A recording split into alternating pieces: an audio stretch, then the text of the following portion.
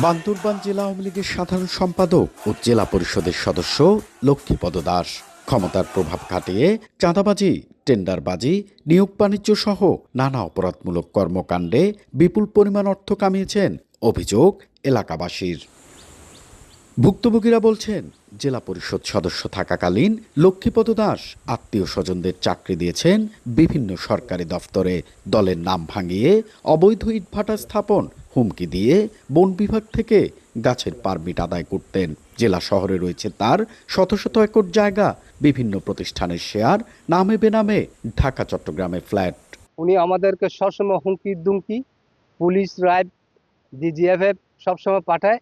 এসে পুলিশে বাস কেটে নিয়েছে, গাছ কেটে নিয়ে গেছে, এরকম জুলুম করে আমরা বিচার কোথাও পাইনি। সরকারি লোকজন যারা আছে সবাই এদের পিছনে আছে, বিদায় তাকে ভালো মন্দ কোনো কিছু করতে পারেনি। আমাদেরকে যে অত্যাচার করে গেছেন বা সাধারণ জনগণের দেশ অত্যাচার করে গেছেন, এটা মানে কি আমরা সঠিক বিচার চাই।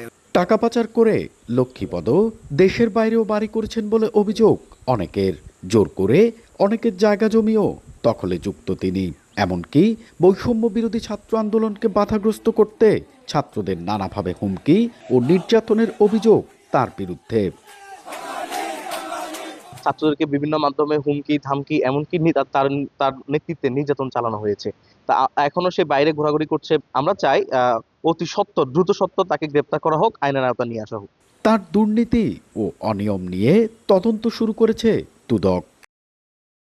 লক্ষ্মীপদ দাস এবং পৌর আওয়ামী লীগের সভাপতি অমলকান্তি দাসের বিরুদ্ধে দুর্নীতি দমন কমিশন সমন্বিত জেলা কার্যালয় কক্সবাজার থেকে অনুসন্ধান পরিচালনা করা হচ্ছে। দ্রুত কমিশনে এটা প্রতিবেদন দাখিল করা হবে। গত 5 আগস্ট শেখ হাসিনা সরকার পতনের পর থেকে পলাতক লক্ষ্মীপদ দাস।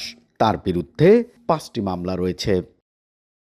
এন এ জাকির, সময় সংবাদ, বান্দরবান।